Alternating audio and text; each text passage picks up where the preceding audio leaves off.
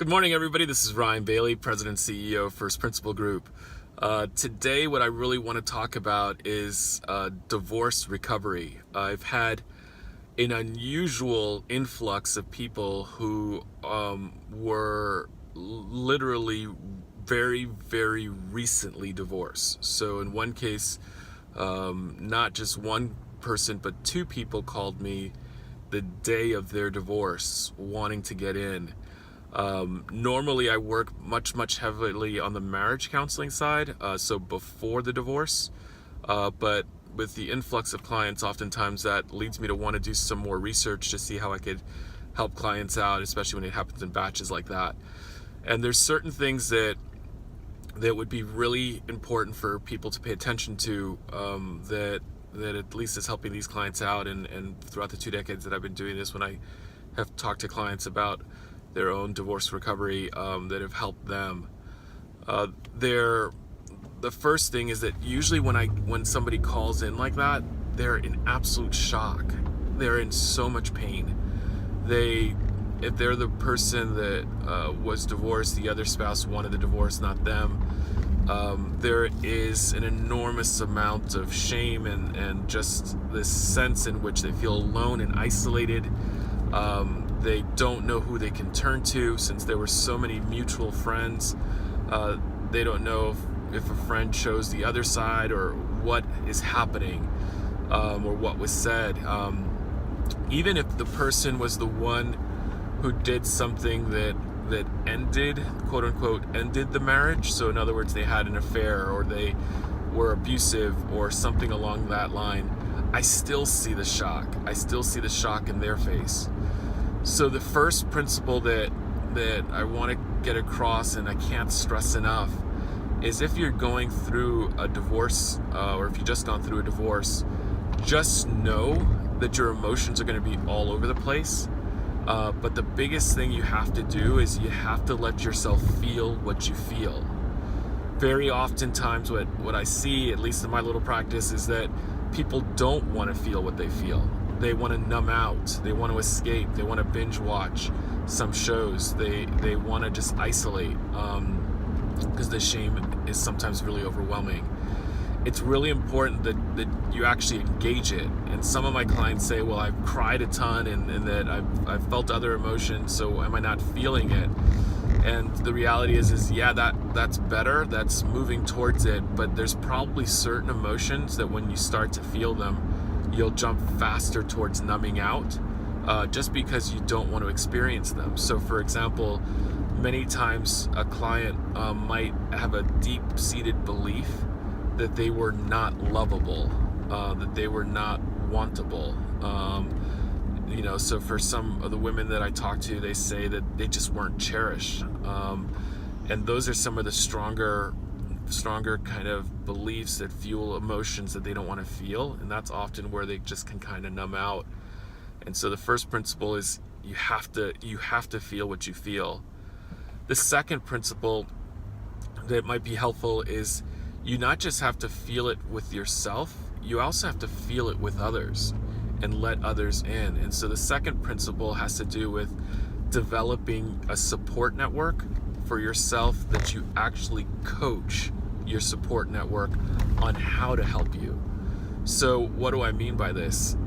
Very often if there's mutual friends involved and there was a divorce, the spouses don't know which friends are going to go for which person. Are people going to choose sides? Are people going to feel really awkward not knowing what to do or how to help or things like that? And the answer is yeah, there are probably going to be a lot of all of that, and it's going to be a tough process to figure out who is willing to support. Coaching your support network is really important, because oftentimes there are more people than you can imagine would want to support you. They just don't know how. They feel really awkward over the situation. They feel terrible for you. And many times your support network just doesn't know what to do, and they don't want to make it worse. And so instead of having the conversation on what do you need and how can I do it best, they just avoid, or they say platitudes that might be well-intentioned, but don't feel like they're real. So like they might say, I feel so sorry for you, I'm so sorry, and that's all they say, nothing else. No more engagement. And sometimes that's good to hear, especially if it's sincere, but often the person going through the divorce situation really does need and want more. You want to coach your support network as to what you need, and typically what I find that most people tell me that they need is they don't need anyone to fix anything, and it's actually sometimes the advice that's given really backfires, and it can kind of feel insulting, and it could feel like the person's not willing to really connect. What they need is the connection itself. And so it's just telling people, look, I just don't want to feel alone during this time. That's the biggest thing that I need is I don't need to feel alone. And so what I need is more empathy than anything else. And so oftentimes the way we teach people to be more empathetic is that when they hear certain emotions that someone is expressing to them, to quickly remind themselves of a time when they silently remind themselves of a time when they felt that emotion, so that they start feeling it in the present, and that helps to foster more connection. But connections also just form just by being fully present, by listening, by reflecting back what somebody's saying and hearing, and just being available and open to them. And so that's usually the second thing that you need, is just coach your team, coach your support network as to how to support you. The third thing that's going to be really important is in your divorce recovery process is that you want to start making a list of all the things that need to be forgiven. Oftentimes when somebody goes through a divorce, there's some obvious things that need to be forgiven. If somebody had an affair, or if you had an affair, you might be struggling to forgive yourself. If you had the affair, or if your spouse did, you might be struggling to have them to forgive them.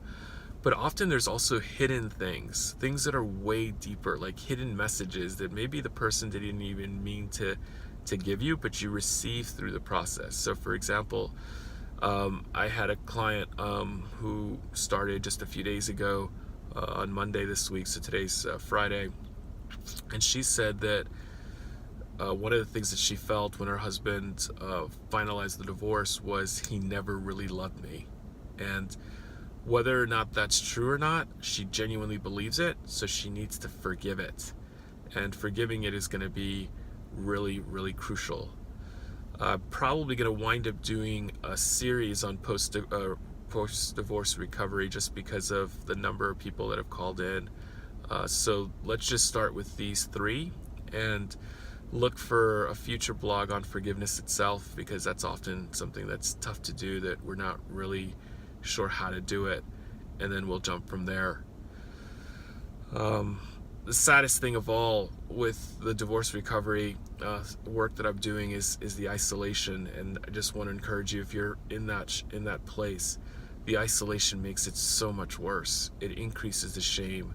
You probably have way more people that if you just literally went through your contact lists and just started like literally just going down individually and making a list of the people that you want to reach out to, you would probably be surprised by the number of people that are willing to just grab coffee with you every other week, or to just go grocery shopping with you, or just hang out at your house.